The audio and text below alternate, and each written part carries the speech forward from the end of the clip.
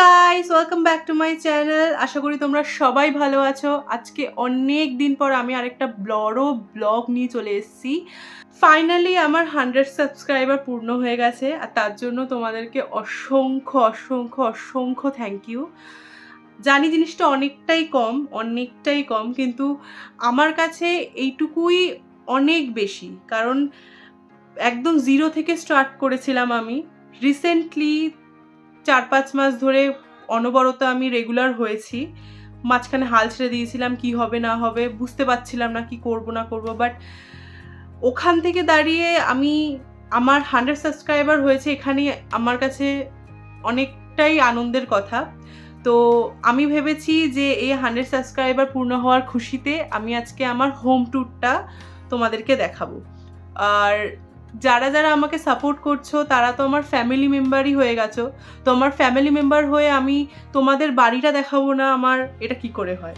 তো চলো ভিডিওটা স্টার্ট করা যাক।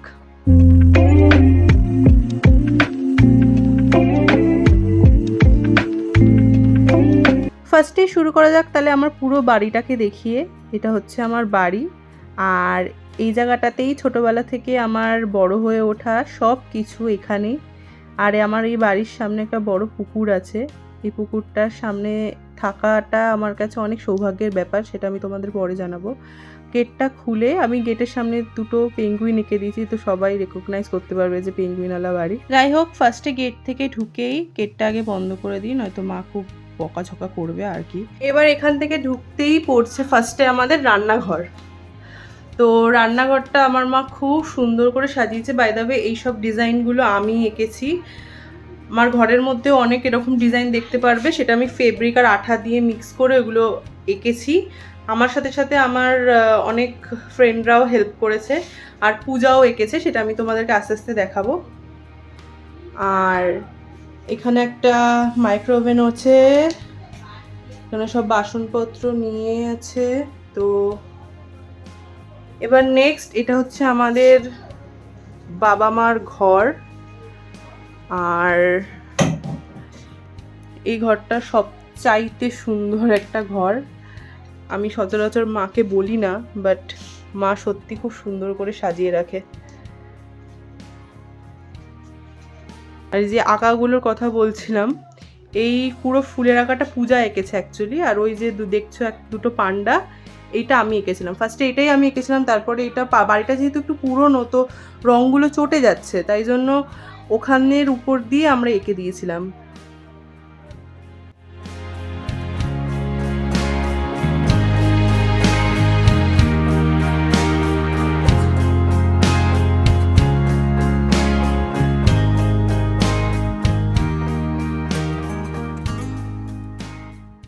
এবার এই দরজা থেকে ঢুকলেই আমাদের আরেকটা ঘর, আর এখানে ঠাম্মা খাবার খাচ্ছে। এটা হচ্ছে আমাদের সব থেকে পুরনো ঘর, এটা নতুন করে রিনোভেট করা হয়েছে। আর এটা আমার কম্পিউটার।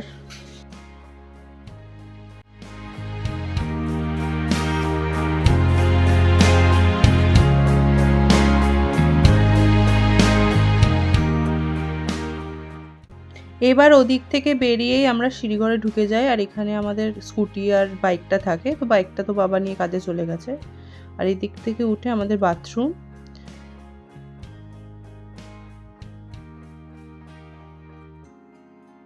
থেকে উঠেই আমাদের ঠাকুর ঘর। আর এই ঠাকুর ঘরটা নতুনই হয়েছে, বেশি দিন হয়নি। আর এই পেন্টিংটা আমি করেছি।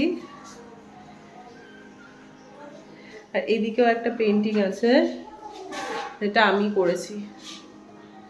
অ্যাকচুয়ালি যারা আঁকে তারা অনেক টাকা চাইছিল, আর যেহেতু আমি ছোটবেলা থেকে আঁকা শিখেছি, তো ওয়াই নট, কেন আমি নিজে চেষ্টা করব না। এইখান দিয়ে বেরিয়ে হচ্ছে আমাদের ছাদ, আর আমার সব থেকে ফেভারিট একটা জায়গা।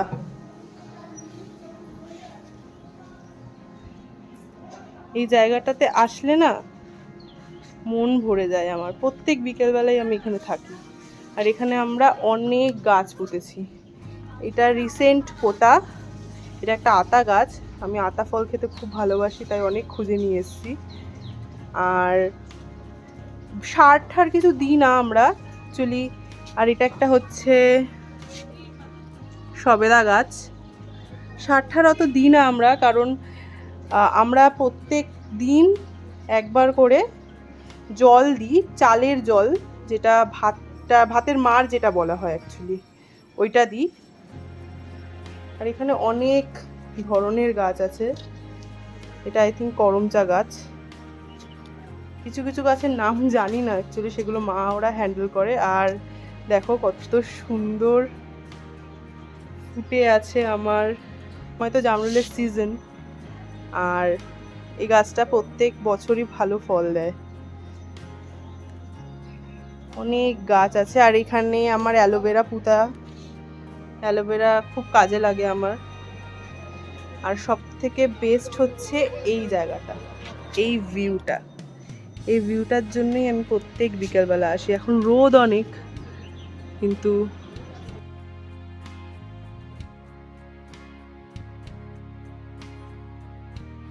আর এখানে আমি একটা টেবিলও রেখে দিয়েছি যাতে আমি এখানে বসে থাকতে পারি। রিসেন্ট এটা মা নিয়ে এসছে, গন্ধরাজ ফুলের গাছ এটা।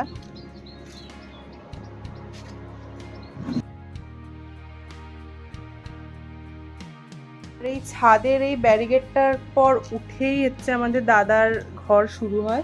অ্যাকচুয়ালি দাদার আমাদের একই জমিতে ঘর, কোনো পার্টিশন নেই, কিন্তু ছাদটাতে মানে নিচটায় আছে, ছাদের মধ্যে নেই। মানে বম্মা সব জামা কাপড় মেলে রেখে দিয়েছে, যাই হোক। তো এখানে দাদার ঘর হচ্ছে উপরে, দাদার পূজার ঘর। এখনো তৈরি হয়নি, কিন্তু আশা করি খুব তাড়াতাড়ি তৈরি হয়ে যাবে।